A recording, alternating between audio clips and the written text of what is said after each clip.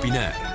Bienvenidos para opinar, gracias por acompañarnos en esta barra de opinión y a continuación vamos a darle salida a algunos de los temas que han venido siendo, bueno, en la coyuntura, desde luego el tema del INE y la respuesta del presidente López Obrador, lo que ha venido sucediendo luego de que el INE ratificara, digamos, el dictamen de, pues, retirarle la candidatura, pues, a este personaje singular que es Félix Salgado Macedonio y a otros, pero que de alguna forma se concentra básicamente con este personaje y todas las reacciones que ha habido al respecto. Así es que vamos, saludo al panel que esta tarde estaremos con usted en este programa para opinar. Jonathan Lomelí, periodista, también Juan María Naveja, a quien saludo con muchísimo gusto. ¿Cómo están, jóvenes? Bienvenidos.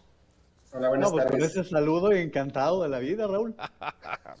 Oye, a ver, hermano, pero bueno, esto es parte de lo que venimos a ver. Yo quisiera, antes de escuchar al presidente, lo que dijo esta mañana sobre el tema de la democracia y el golpe a la democracia, ¿sí? ¿Cuál es su punto de vista? Quisiera primero empezar con un comentario sobre la decisión del INE. O sea, finalmente no se dobló el Instituto Nacional Electoral, ratificó lo que ya había acordado, parece que se impuso la legalidad, pero bueno, eso es lo que yo pienso. Pero a ver, Juan María, empiezo contigo. Buenas tardes, Raúl. Jonathan, ¿qué tal? Un gusto saludar a la audiencia de Mega Noticias. El árbitro es lo suyo, Raúl. Para mí, creo que incluso han tenido la moderación, más Lorenzo Córdoba que Ciro Murayama. Ciro sí de repente como que se calienta con lo que le comentan, pero Lorenzo Córdoba ha sido un hombre muy ecuánime, muy equilibrado, inclusive con dislates como el de la Secretaría de Gobernación, que no entiendo su llamado a la cordura, que debió hacerlo nada más para Morena, pero bueno, y creo que finalmente lo que ocurrió el día de ayer, pues salvo la consejera que cambió su voto, continuó en su misma posición el INE. Y no solamente eso, Raúl, la manera con que abrieron la reunión de ayer, allí no hubo división. Hubo una unanimidad por parte de los consejeros de exigir respeto para una entidad autónoma. Y aquí me llevaría a hablarte del presidente, decirte hoy y en este momento, en este tema, Andrés Manuel López Obrador es un ciudadano. En este tema no es el presidente de la República. En este tema no tiene autoridad. La autoridad máxima es el Instituto Nacional Electoral, que es un órgano autónomo que nos hemos dado los ciudadanos. Y el presidente ahora sí tendría que callarse. Si bien es cierto que hoy por la mañana decía que hasta el 23 de abril todavía tiene tiempo, no, él tiene que guardar la cordura, la cordialidad, el buscar la unidad de todos los mexicanos. Y su opinión se tiene que tomar como la de uno nada más, como la de un ciudadano más, Raúl. Bueno, a ver, tocaste tres aristas, pero vamos a escuchar el comentario de Jonathan. Jonathan, a ver, ¿tú cómo viste la resolución del INE, la respuesta de los consejeros y ahorita hablamos de lo que dijo el presidente esta mañana? A ver, recordemos que ya el INE en una primera ocasión rechaza la candidatura porque no entrega un informe de precampaña de 19,000 pesos y es entonces que, pues como todo ciudadano, como todo aspirante, puede acudir al tribunal. El tribunal revisa el fallo del INE o el dictamen del INE y le regresa, digamos, lo que yo llamo el fenómeno de la papa caliente al INE nuevamente. Había riesgos de que el INE, en efecto, los consejeros votaran de manera distinta. Solamente, como bien dice Juan María, una de las consejeras cambia su voto. En la primera ocasión la votación fue distinta, fue con un voto que cambió en esta ocasión. Ahora digamos, por un consejero nada más ratifican este dictamen. ¿Qué es lo que va a pasar ahora, Raúl? Es pues que la papa caliente regresa al tribunal. El tribunal, a mí me parece que con Vargas, el magistrado presidente, ya me da la impresión de que está desgastado, de que no quiso tomar esa última decisión y en la primera, al regresarle la decisión al INE, y vamos a ver qué es lo que decide el tribunal, porque también debe ser muy difícil para un ente autónomo estar sometiéndose a las decisiones, a la influencia y a los cabildeos de la figura presidencial, porque bueno, vemos al presidente en la mañanera, pero desde luego que hay cabilderos, está Julio Scherer, está la gente que asesora al presidente, que trata de influenciar el voto de los consejeros y de los magistrados. Entonces, lo que tenemos ahora es, pues regresa la papa caliente a los magistrados y en ese sentido, pues vamos a ver si ratifican o no la postura que plantea el INE.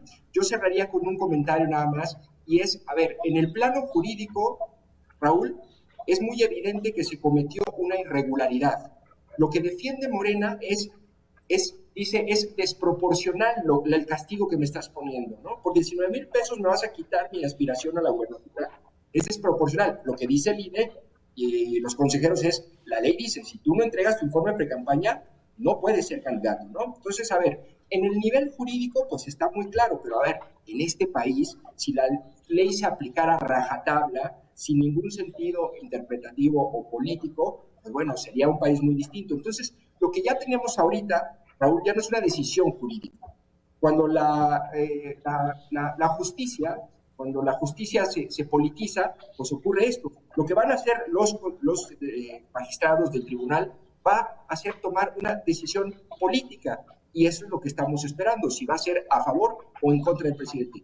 Y ojo, podría ser, Raúl, si ratifican la decisión del INE de los magistrados, la primera derrota del presidente en un caso como estos, en eso sabemos en el que o gana o pierde todo. O sea, no sabe negociar, porque bien podría decir, a ver, un poco con oficio, pues dame la de Morón, Luis Morón de Michoacán, y pues ya quédate con Salgado y cambiamos a Salgado. No, sabemos que el presidente como animal político que es, o gana todo o pierde todo, y vamos a ver si esta es la primera derrota. Oye, entonces, ¿ves tú una solución política, no legal? Sí, claro. Esto ya va a ser una decisión política, porque al final lo que está en juego también es la autonomía de un ente como el tribunal y como el INE. Y al final, pues tú puedes, hay razón para justificar, quitarle la candidatura a Macedonio, a Salgado, pero también a Luis Morón, pero si tú trataras un poco de explicarte y de ser, bueno, en el sentido de la proporcionalidad, es excesiva la medida, ¿por qué no lo multan, como decía el propio presidente? También podría haber esa vía y esa solución. Sin embargo, me parece que aquí ahorita pues ya lo que tenemos enfrente es una decisión política del tribunal, y vamos a ver qué es lo que resuelve. Yo creo que el tribunal no está, o al menos los magistrados no deben estar muy cómodos tomando este tipo de decisiones, y el síntoma es que ya le pensaron una vez la bolita al INE. Bueno, es que eso fue lo que hicieron en el tribunal, o sea, ellos evitaron tener esa respuesta, esa resolución, es la papa caliente, sí, y de alguna forma pues la regresan al INE. Pero a ver, si les parece, para continuar con esto, yo quisiera poner este byte que hoy en la mañana el presidente de alguna forma, a pesar de que él hizo un llamado para que no participaran los gobernadores a este acuerdo, pues, de no participar, digamos, en el tema electoral, pues él lo sigue haciendo todos los días. Esto fue parte de lo que dijo el presidente López Obrador en la mañanera sobre la decisión del INE. No es exagerado lo que dije, es un atentado a la democracia. Entonces, ojalá y el tribunal resuelva bien este asunto y respetar ya esa instancia, lo que decidan. Escuchamos también el siguiente byte que también habla sobre este tema y donde, bueno, el presidente de alguna forma tiene este señalamiento directamente. Y yo entiendo pues, que existan posturas conservadoras de los que han simulado ser demócratas, cuando la verdad es que han sido tenaces violadores de la Constitución, de las leyes, ejecutores o aplaudidores de fraudes electorales. y ahora se convierten en los paladines de la democracia. Los paladines de la democracia, dice el presidente. A ver, Jorge Rocha, bienvenido. ¿Qué opinas de este episodio? Hola, muy buenas tardes, Raúl, Juan María, Jonathan, un gusto saludarles, por supuesto a la gente que amablemente nos ve. A ver, coincido plenamente con lo que estaba diciendo Jonathan, esto ya no es un asunto jurídico, ya se tornó en un asunto de presión política tal cual, y por supuesto que el tribunal ahora sí está contra la espada y la pared, porque si efectivamente resuelven confirmando lo que el INE ha dicho el día de ayer, es claro que eso va a hacer que tengan al presidente como un rival político de aquí en adelante y que el presidente no los va a soltar, y por supuesto que va a haber estos amagos de generar leyes o hacer reformas de ley que vayan quitándole atribuciones tanto al tribunal como al Instituto Nacional Electoral. Eso está para mí clarísimo. Entonces la verdad está en una encrucijada muy importante en el tribunal, que también hay que decirlo, ya en otros momentos no ha sido consistente en sus resoluciones. De repente vemos que hace muy buenas sentencias, otras no han sido tanto, pero coincido con que es un asunto de venciditas, por decirlo así, de vencidas políticas entre el presidente y el Tribunal Electoral de la Federación. Y claro, a mí lo que me sorprende, digamos, un poco más atrás, es que tengamos este tipo de candidaturas en el país. O sea, desde hace tiempo el asunto de la candidatura expresamente de Félix Salgado Macedonio se puso en entredicho no por los temas de recursos, sino por los asuntos, por los señalamientos que tenía sobre cuestiones de violencia de género. Ese tema ya quedó de lado, no está resuelto, y precisamente a mí me parece es donde está el mayor agravio, ¿no? En esa circunstancia, que vuelvo a repetir, ahorita estamos hablando más de pesos y centavos, pero el inicio del cuestionamiento de la candidatura de Salgado Macedonio estaba referido a temas de violencia de género. Ahora, a mí me parece que desafortunadamente este tipo de procesos genera un muy mal precedente, porque en lugar de estar transitando una normalidad política donde los actores respetan la ley de manera, vamos a decir, por lo menos suficiente, parece que vamos a salir de esa arena y vamos a entrar a esta lógica de vencidas políticas, y la verdad es que eso genera encontronazos, violencia política, y genera mucha incertidumbre, porque vuelvo a repetir, ya tenemos prácticamente, vamos para 3 semanas de campaña electoral, y hay 2 estados donde no está claro quién va a estar en la boleta. Eso que vulnera el proceso de las elecciones en estas 2 entidades. Entonces, la verdad es que creo que estamos en un escenario muy poco satisfactorio desde mi punto de vista, y este tipo de amagues, la verdad es que no serían parte de una normalidad democrática como la que muchos aspiramos, ¿no? Y eso que nosotros, los de aquí, por lo menos de esta mesa, no creo que nos estemos proponiendo como paladines de la justicia. Somos simples ciudadanos que queremos que las cosas caminen más o menos bien, ¿no? Claro, sí, Jonathan. Fíjate, Raúl, que ahorita esta película que vemos, o esta fotografía, pues bueno, nosotros vemos un conflicto por la decisión de un aspirante a candidato en Guerrero y otro en Michoacán, pero si tú te preguntas qué es lo que hay alrededor, es decir, si amplías un poco la vista y tratas de ver más allá y lo que hay alrededor, pues bueno, lo que tienes de entrada es que en un par de años se van 4 consejeros. Y estos 4 consejeros que van a llegar y que deben sustituirlos van a fungir en el INE como consejeros hasta el 2033. Esto significa que van a organizar 2 elecciones presidenciales. Y desde luego, pues esta idea de que con Morena se acabaron las cuotas partidistas, pues es una completa falacia. Al presidente le interesa también tener posiciones en el Consejo General del INE, con los consejeros. Esa es una de las grandes también batallas. Hoy tenemos a consejeros que, debemos decirlo y reconocerlo, llegaron por cuotas partidistas, tenemos a magistrados que llegaron por cuotas partidistas, y Morena poco a poco ha ido colocando también a sus figuras o adeptos. Entonces, está también de por medio esa disputa por el control del INE, y a mí me parece que es parte de lo que genera el problema. Y otro punto importante que hoy iba a ocurrir, y creo que era más importante que lo que ocurrió ayer con Félix Salgado, o con lo que pueda decidir el tribunal, y es, hoy iba a sesionar el tribunal nuevamente para definir los criterios de esta fórmula que le llaman de sobrerepresentación en la Cámara de Diputados. Pospusieron la decisión y es esta propuesta del INE que sacó unos lineamientos en donde dice que un partido no puede tener más del 8% de los votos, el número de diputados de los votos que obtuvo en la elección.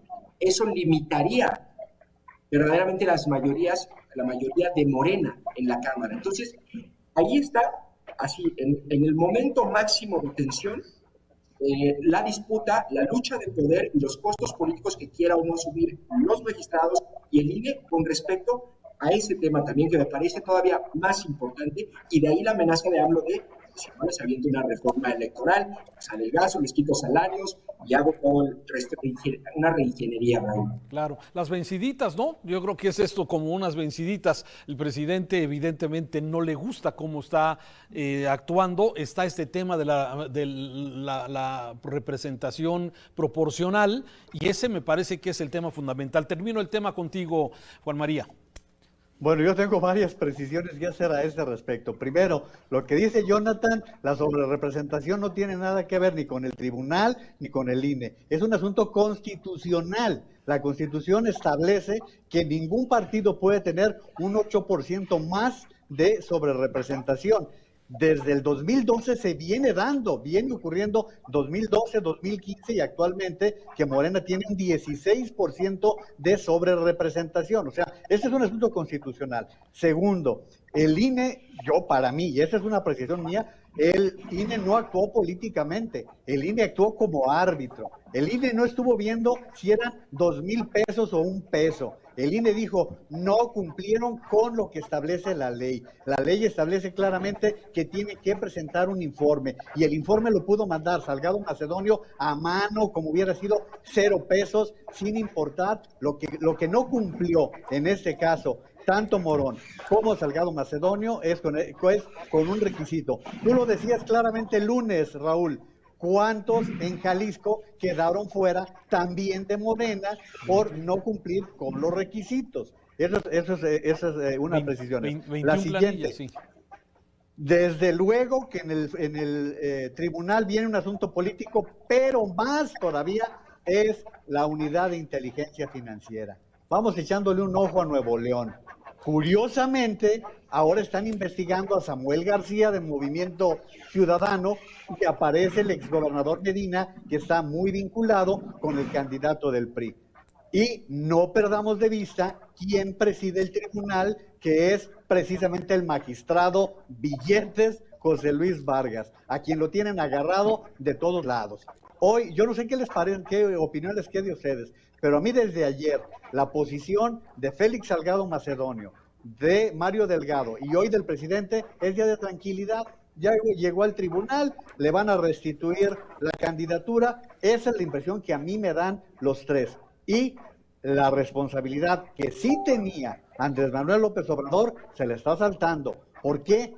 Porque Salgado Macedonio violó el Código Federal, el Código Penal Federal, cuando lanzó amenazas en contra de los consejeros del Instituto Nacional Electoral. Allí debieron actuar de oficio, Raúl.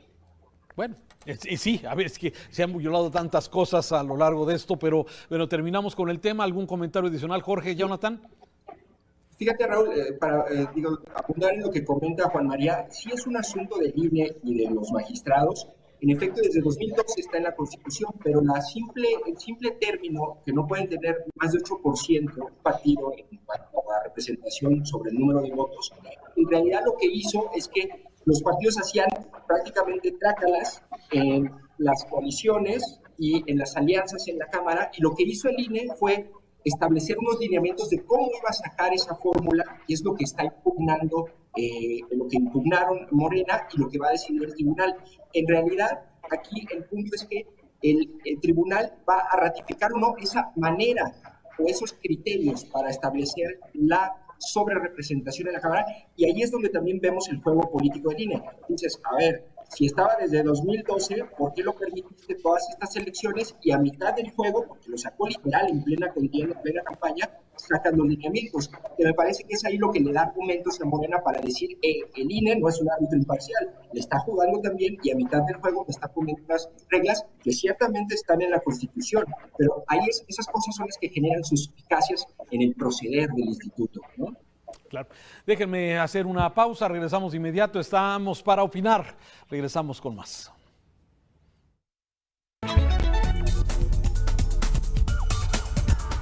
Para opinar. Es muy doloroso para las familias en México que hemos perdido un ser querido durante esta época de pandemia, amigos, familiares, conocidos que murieron en esta pandemia. Y da coraje leer este documento, y digo el documento que se da a conocer por parte de la Universidad de California de San Francisco, ¿sí? Que analiza, ¿sí?, qué es lo que ha pasado con la pandemia en algunos países, y entre estos está analizando el tema de México. Y me parece que estaba leyendo la conclusión del documento donde, bueno, dice, los datos muestran que México fracasó en su respuesta a la pandemia en relación con países comparables. El país tiene una de las tasas más altas de casos y muertes de COVID, a pesar de ocupar los últimos lugares en aplicación de pruebas. Esta escasez de pruebas implica que el subdiagnóstico y el subregistro de las muertes por COVID es muy sustancial. Sí, lógicamente la falta de pruebas, lo que tanto se dijo en su momento, la alta prevalencia de enfermedades crónicas, la falta también de atender con oportunidad los casos detectados positivos, el tema de la letalidad en el número de personal médico, en fin, me parece que este informe pues no está hecho por los conservadores, pues, o sea, no está hecho con un fin de perjudicar al actual gobierno, pero lo pone muy mal. No sé cómo lo ven, Jorge. A ver, Raúl, fíjate que de alguna forma confirma lo que se ha ido viniendo diciendo desde hace un tiempo, de que el gobierno federal nunca agarró el tema de la pandemia de forma seria. Por supuesto que se hablaba del tema del cubrebocas, de este asunto de que el propio presidente no ponía el ejemplo, pero ya había datos muy importantes que hablaban de precisamente un sistema de salud que colapsó y que en realidad lo único que se hizo con las primeras medidas que se aplicaron fue retrasar la tasa de contagios para que la saturación no fuera tan grave, porque aún así tuvimos esta saturación que por supuesto implica una falta, digamos, del cuidado necesario para atender los casos, y ello por supuesto que nos terminó reventando en las manos. Por supuesto que otro de los temas fundamentales que también aquí ya se había mencionado en estas mesas y otro espacio,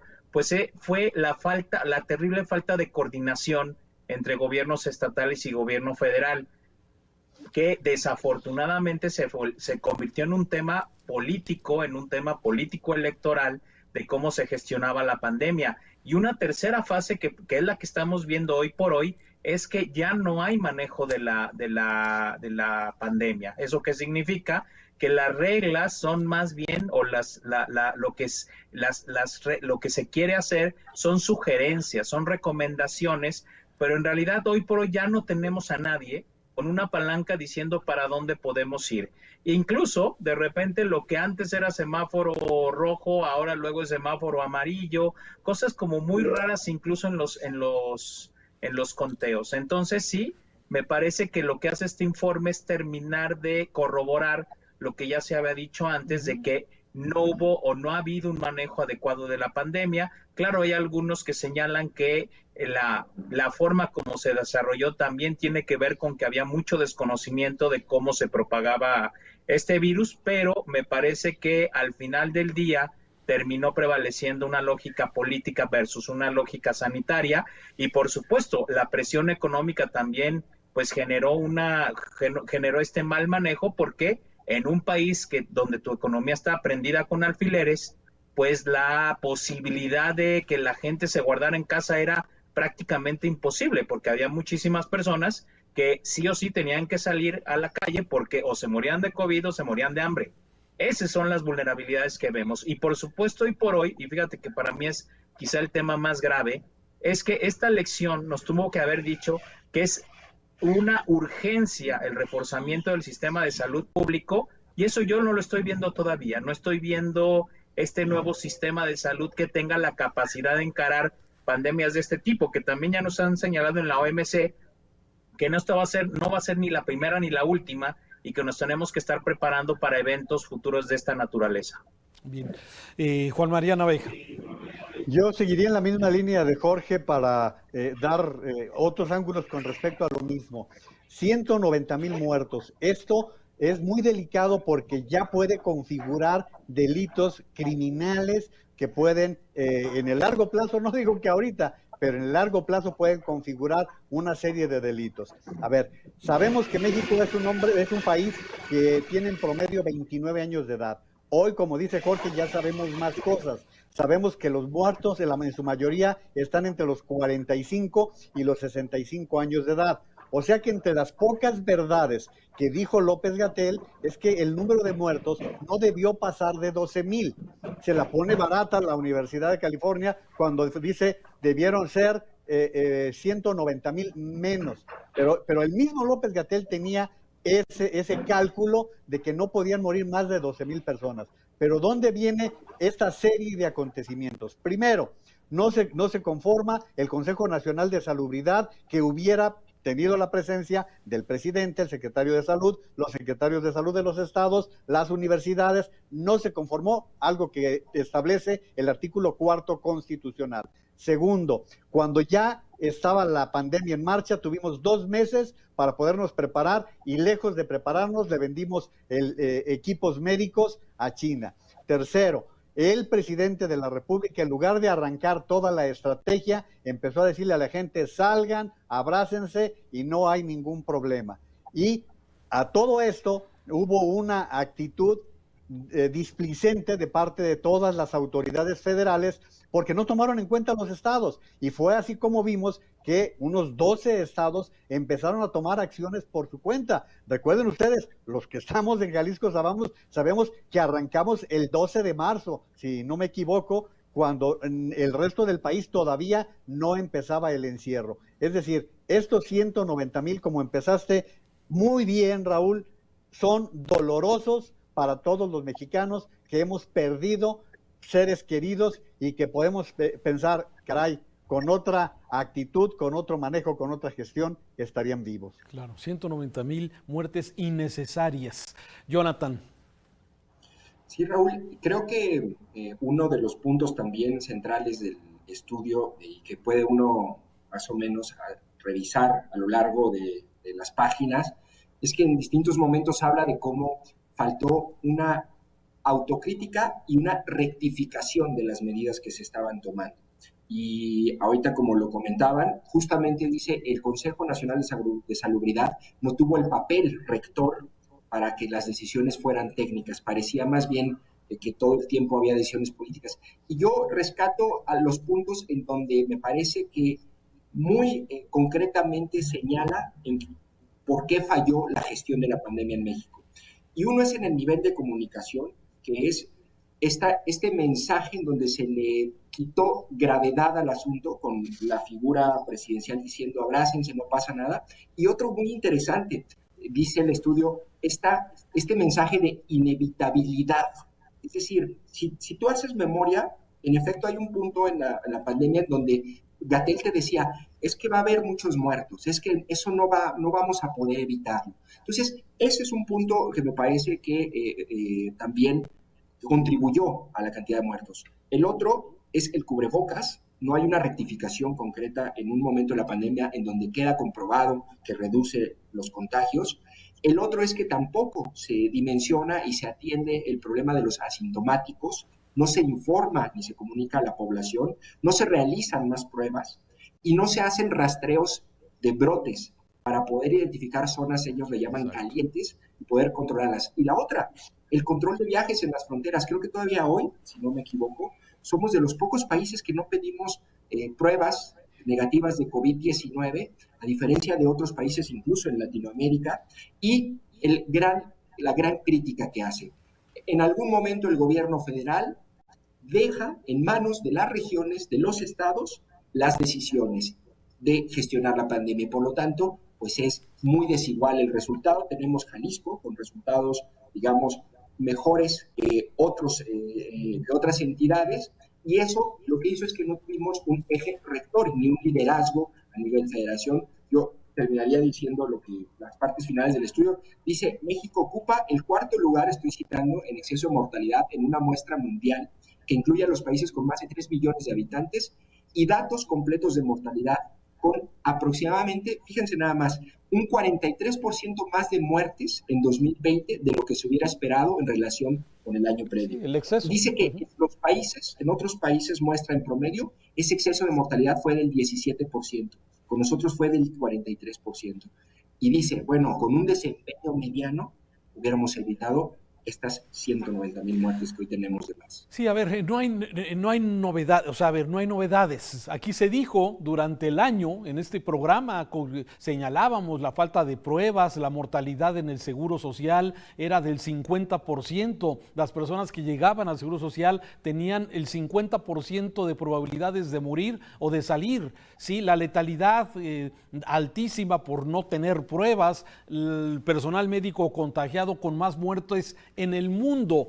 Y esto, lógicamente, dices hoy, híjole, la verdad es que qué coraje, pero no sé si vaya a proceder, como dice Juan María, algún tipo de situación legal o algo en contra de los responsables de esto, o simplemente quedará en la historia como el mal manejo de la pandemia en México. En fin. Raúl, nada más para abundar lo que decía Jonathan, nosotros no pedimos ningún requisito para el ingreso, pero sí nos lo piden. Nosotros, para poder salir del país, tenemos que presentar la prueba negativa de COVID-19. Eso uno. Hoy el presidente de la República, contra lo que está pasando en todo el mundo, dijo: México utilizará la AstraZeneca. Yo no lo sé, pero los científicos de todo el mundo están diciendo: alto, vamos esperando, con lo mismo con la de Johnson & Johnson. Y hoy el presidente de la República, no sé si aconsejado o él por su propia cuenta, dice: México seguirá utilizando la AstraZeneca. Gracias, vamos a continuar con más información. Vamos a hablar del tema de los incendios a continuación, pero antes despedimos a quienes nos ven en TVC. Seguimos en este Para Opinar en Megacanal. Una pausa.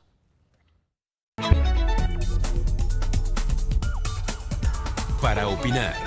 Está fuerte la sequía, está fuerte el calor y tenemos, lamentablemente, hoy informaba la CONAFOR que teníamos casi 70 incendios activos, más de 70 incendios activos actualmente en el país, y uno de ellos, son 73 los incendios activos hoy en 21 estados de la República Mexicana, ya afectando más de 15,000 hectáreas de acuerdo al reporte de esta mañana de la CONAFOR.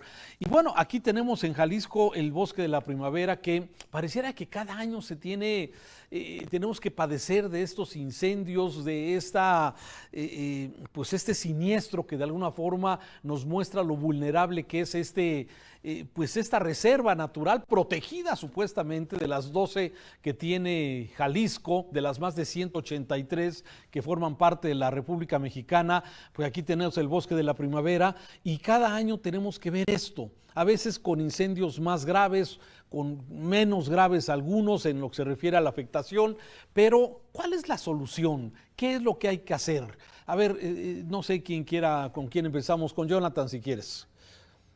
Bueno, Raúl, fíjate que creo que la solución es una solución compleja porque decía alguien, bueno, pues hay que prohibir la entrada al Bosque de la Primavera en esta temporada de estiaje, cuando tenemos sequía, pero el problema no se podría solucionar con eso. En realidad lo que está ocurriendo es que ya tenemos en las zonas de amortiguamiento pegado al bosque, literal pegado al bosque, pues hay desarrollos inmobiliarios, hay vivienda, hay casas, entonces es prácticamente está poblada nuestra urbana, y eso lo que provoca pues es justamente esto, que cualquier descuido o cualquier acto intencional pueda prender fácilmente en periodos de estiaje como es en este año. El incendio que estamos viviendo hoy por nueva cuenta, en el último corte ya había más de 300 brigadistas trabajando en él.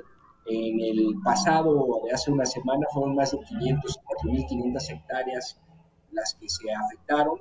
Yo recuerdo las grandes conflagraciones en la primavera en 2008, fueron creo que 12,000 hectáreas, y en 2011, si no recuerdo, 7, 8,000 hectáreas. Entonces, a ver, seguimos teniendo de manera cíclica estos incendios en el bosque y no hay una solución, porque también el problema es que la mancha urbana sigue creciendo, se siguen comiendo al bosque, y es este tipo de problemas en donde no es ni responsabilidad exclusiva del municipio ni nada más del Estado, en donde siempre entran distintos entes de gobierno y no se ponen de acuerdo para buscar soluciones de fondo. Creo que allí el tema fundamental es regular el crecimiento de la mancha urbana y establecer límites, porque de otra manera, si esto no ocurre, vamos a seguir teniendo el mismo problema, además de que gran parte de la propiedad del bosque pues también es ejidal y no es posible que el Estado intervenga. Hay algunos candidatos ahí que andan proponiendo expropiación, creo que el propio gobernador Enrique Alfaro lo hizo en algún momento, pero bueno, nadie ha planteado una alternativa ni una ruta concreta viable para poder llegar a esa también posible solución, ¿no? Una expropiación para poder ya proteger al bosque, resguardarlo, y entonces sí evitar esto que vemos cada año y que es cíclico cuando tenemos sobre todo sequías más severas. Sí, que no estoy seguro que la expropiación sea la solución. Entiendo que actualmente la mayoría del bosque, de las 30,000 hectáreas que son protegidas, de las 30,000 hectáreas que tiene el bosque hoy, esta parte protegida, el 10% creo que es del gobierno, el resto es del sector privado, de propietarios particulares. Y esa tenencia de la tierra también complica un poco el tema. Las zonas de amortiguamiento desaparecieron, alguna era la zona panamericana, ustedes recordarán, esa parte desapareció. Si te vas a la zona del Palomar del Cielo, pues ya también desapareció. En Bugambilias, en la parte alta, en la parte de Avenida Vallarta, estamos igual y sufriendo una gran presión. Todo mundo apreciamos el bosque de la primavera, pero me parece que también no se está haciendo nada. Ese discurso cada vez que se presenta el incendio de que va a haber una veda por 30 años para que no se construya en esa zona, me parece que son solo discursos que no tienen una definición legal, Jorge. No, a ver, indudablemente, Raúl, para mí lo que hace falta es una verdadera política forestal que no se resuelve con estas acciones que algunas de ellas son muy voluntaristas. Y te voy a decir, ahorita nosotros estamos muy enfocados a lo que pasa en la zona metropolitana de Guadalajara, pero recordemos que hace un par de años hubo un incendio terrible en el sur de Jalisco, y ahí la presión no es por el crecimiento urbano, sino por los monocultivos de exportación que se hacen en aquella zona, y que incluso se habla de que, si se acuerdan, esa terrible inundación que hubo en el municipio de San Gabriel tenía que ver con un proceso de tala de la sierra. Entonces, por supuesto que lo que hace falta, para mi gusto, es una verdadera política forestal. ¿Eso qué significa? Que haya un manejo adecuado donde, por supuesto, pueda haber actividad humana, pero perfectamente regulada y con todos los cuidados. Ahora, esa política implica recursos y lo sabemos desde hace muchos años y es lo que vemos todo el tiempo. El dinero asignado para las actividades de cuidado del bosque no son lo suficientes. Eso ya lo sabemos. Incluso aún cuando hubiera algún tipo de proceso de expropiación, eso implica muchísimo dinero. Claro. Y esos recursos hoy por hoy no existen. Entonces, a mí me parece que lo que hace falta es eso, verdaderamente generar una política forestal para un manejo adecuado que tiene que ver, sí, con contención de crecimiento de manchas urbanas, no solamente en la zona metropolitana, y también con la contención de actividad agrícola, que esa es la otra que también genera este tipo de problemas. Y la verdad es que es cíclico, ya lo sabemos, salvo el año pasado, porque todo el mundo estamos encerrados, si se acuerdan, pero pasa todos los años, viene marzo, abril, son los grandes incendios, todo el mundo se lamenta, expropiamos, decimos ahora sí las vedas, vienen las aguas, se acaba el problema y vuelve otra vez en marzo, abril la misma circunstancia, claro, con bosques cada vez más deteriorados. Desde luego. Juan María Naveja. Empezaste con la realidad, Raúl. A estas alturas, cada año sigue siendo la primavera un problema y casi lo podemos hablar de los últimos 15 o 20 años, ¿eh? No es de poco tiempo para la fecha. Pero ahora sí me voy a ver más viejito que todos ustedes. ¿Qué era Guadalajara? Estas zonas, ni siquiera zonas de apoyo, Raúl. A ver, teníamos los Colomos, teníamos la Primavera, el Centinela. Cuando mi familia llegó a Guadalajara de San Julián, Jalisco, en la zona del instituto, del centro médico, toda era una zona verde, era una zona arbolada en toda esa parte. El Parque de la Barranca, le seguimos, es más, los parques, el González Gallo, el Agua Azul, el Parque Alcalde, todo esto nos habla de lo que era Guadalajara y que nos la hemos ido acabando. Y lo que dice Jorge, falta de criterios y de responsabilidad ciudadana, no solamente en la zona metropolitana. ¿Qué está pasando en Mazamitla? ¿Qué está pasando en Tapalpa? En donde la tala inmoderada y el tráfico de maderas se está dando permanentemente, independientemente. Ahorita estamos hablando de los incendios, pero fíjense qué desgracia que un sector tan propicio para generar riqueza no lo aprovechemos. ¿Por qué?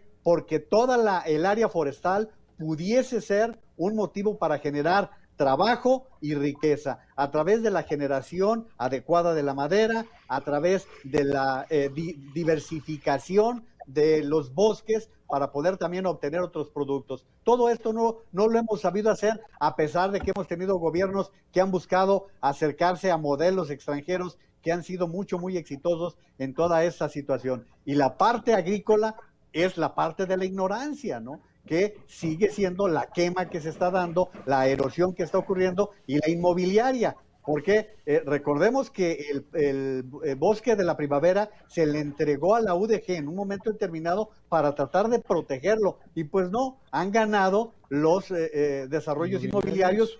A ver, acuérdense ustedes con los Colomos. ¿Cuánto tiempo discutiendo un centro comercial y van ganando todos estos proyectos? Claro, sí, el área del bosque tenía más de 50,000 hectáreas y en los últimos litigios se perdieron, litigios que ganaron las inmobiliarias y que de alguna forma pues se redujo todavía más el bosque de la primavera. En fin, pasará seguramente esta temporada de secas, más incendios y lamentablemente quizás sigamos hablando del tema de los incendios en el bosque de la primavera. Es lamentable lo que ocurre en este sentido. Déjame cambiar rápidamente de tema si no hay algún comentario adicional. El tema electoral, a ver, ya estamos en este asunto. Por cierto, mañana el ITESO está organizando, no es un debate, ¿verdad? Es un foro, Jorge. ¿Por qué no nos explicas un poco de este encuentro que se ha venido, creciendo? Iban a ser cuatro aspirantes, ¿no? ¿Cuál es el propósito del ITESO de esto, Jorge? Mira, Raúl, gracias por preguntar sobre este foro que se llama Desafíos 21-24, la agenda impostergable. En el ITESO, bueno, como ustedes saben, pues ya desde hace varios años hemos estado haciendo foros donde invitamos a candidatos a puestos de elección popular. Este año no fue la excepción y hay dos novedades. La primera tiene que ver con que esta vez el ITESO va a proponer una agenda social de temas que sabemos que le interesan a muchas y muchos ciudadanos y sobre los cuales queremos que los candidatos puedan compartir sus propuestas y diagnósticos. Ojo, luego en las campañas nos centramos mucho en que si fulanito dijo no sé qué, o que si anda vestido de no sé qué forma, o que si hizo un video de tales características. Más bien nosotros creemos que tenemos que pensar a discutir sobre esas agendas impostergables y a partir de ahí que la gente pueda tomar, digamos, una mejor decisión sobre su voto. Esa es la particularidad de estos foros, que en primer lugar están orientados a la comunidad universitaria y obviamente también queremos que sea un servicio para toda la comunidad de Jalisco. Y como bien decías, en primer lugar queríamos invitar pues a los candidatos que veíamos que tenían mayores posibilidades de ganar las presidencias municipales. Luego vinieron reclamos de muchos tipos, algunos me parecen muy legítimos, otros la verdad no tanto, pero al final decidimos, bueno, está bien que el ITESO sea el primer espacio donde los ciudadanos le vean la cara a los 13 candidatos y candidatas que van a tener varios municipios de Jalisco. De hecho, el día de mañana comenzamos con el municipio de Zapopan prácticamente están confirmados todas y todos los candidatos, y bueno, y ahí pues ya empezaremos por lo menos algunos de ellos a verles la cara, a ver quiénes son y cuál es su postura frente a algunos temas de agenda que les vamos a proponer discutir. Y déjame aprovechar también que, bueno, en Mega Noticias haremos la transmisión simultánea de este foro mañana de 4 de la tarde a 6. De 4 a 6 invitamos a la audiencia que sirva pues, para conocerlos. A muchos no los conocemos, ¿no? Sí, Juan María. Mira, en abundancia lo que están diciendo ustedes, Raúl, imagínate, son 13 planillas. Si el ITESO para organizarlo, hoy las mujeres se les pusieron bravas, porque fueron las que reclamaron sitio. Si para el ITESO está siendo un problema poder coordinar estos foros, ahora piensen en el ciudadano, que va a recibir una planilla de 13 candidaturas, que además van 12 nombres en cada uno de ellos. ¿Cómo va a saber el ciudadano de quién se trata? Esto es como lo que ocurrió en Perú este domingo pasado, que hubo 18 candidatos a la presidencia de la República. De verdad, ese tipo de excesos yo no lo entiendo. Y mira, Raúl, antes de que se nos vaya el tiempo, quiero decirte que con 292 votos a favor y 153 en contra, 11 abstenciones, la ley de hidrocarburos en la Cámara de Diputados fue aprobada como una reforma en general. Ya habrá tiempo de comentarla. ¿Ibas a comentar algo más, Jonathan? Sí, fíjate, me parece muy buen esfuerzo y ejercicio del ITESO, porque esto ya lo he comentado en otros espacios informativos, algo que me parece muy preocupante de estas campañas. Llevamos más de una semana y no tenemos hasta ahorita una herramienta novedosa o una plataforma, o ya si quieres una página de internet, en donde tú puedas ver, al menos de Guadalajara y Zapopan, no te vayas más allá, el currículum y las propuestas en distintos ámbitos de los candidatos.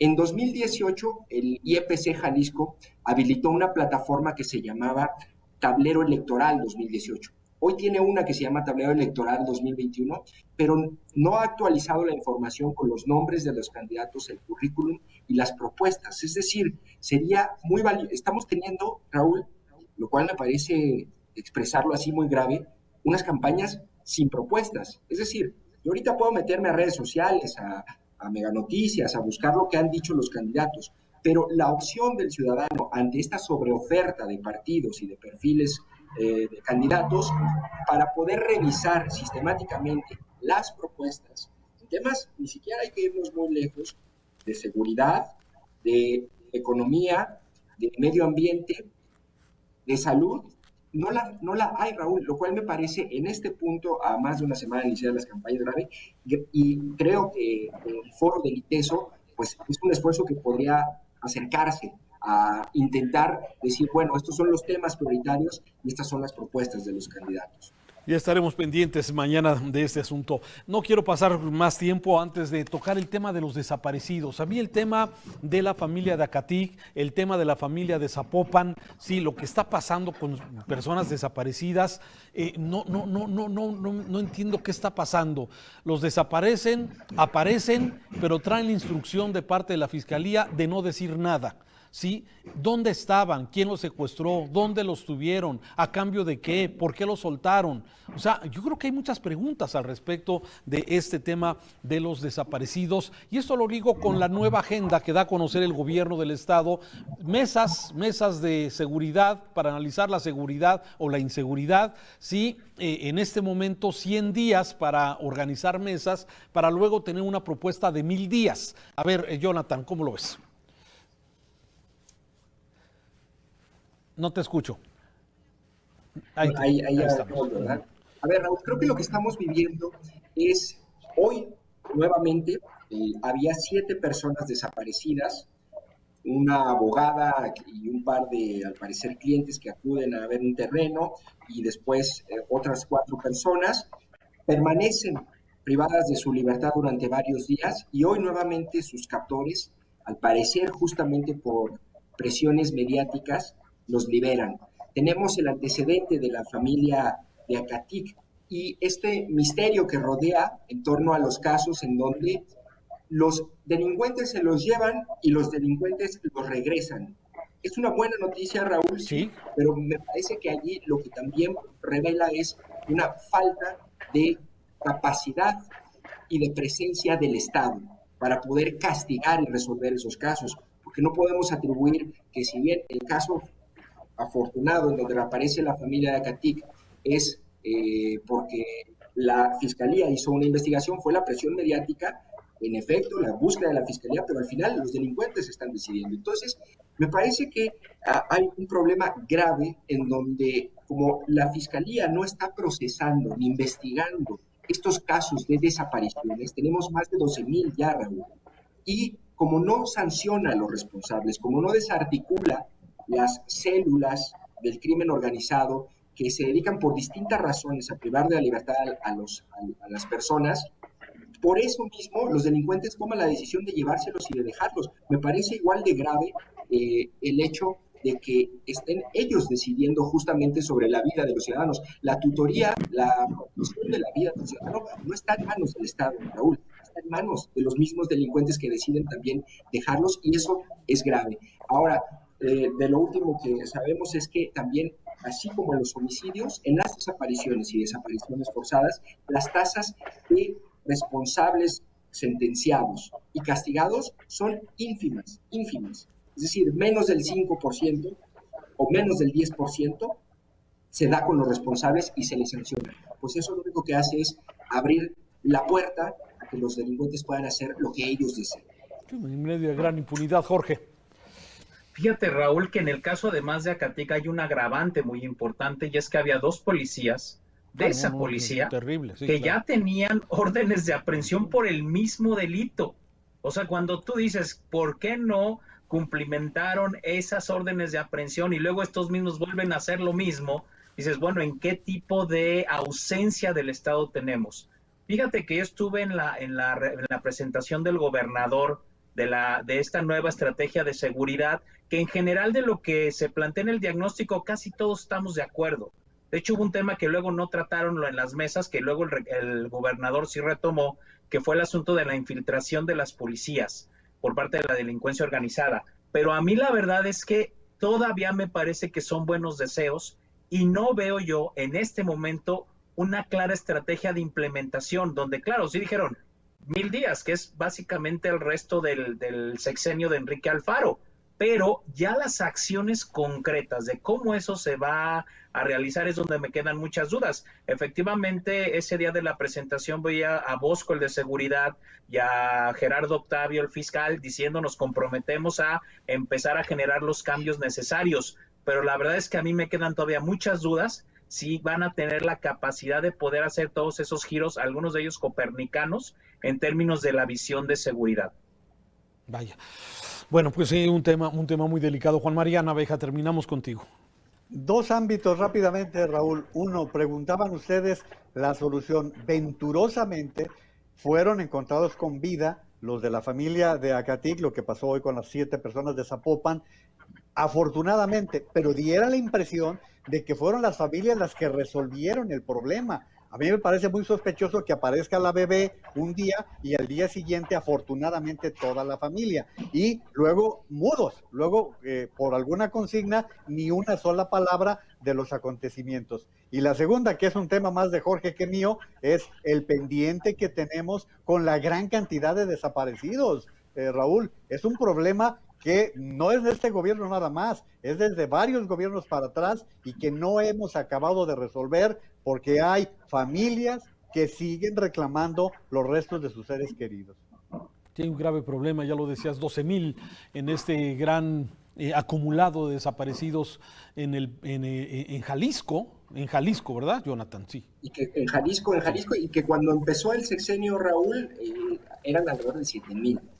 Poquitas menos, y además tenemos este otro grave problema de coordinación y sistematización de las cifras, que si bien es un fenómeno muy cambiante, tú ahorita puedes revisar las estadísticas del Estado en la plataforma que tiene, y son distintas a las nacionales, pero al menos, digamos, el registro nacional, el acumulado es más de 12,000 casos de desapariciones en Jalisco. En Jalisco, así es. A ver, Raúl, compañeros, somos el primer lugar nacional en casos de desaparecidos, punto.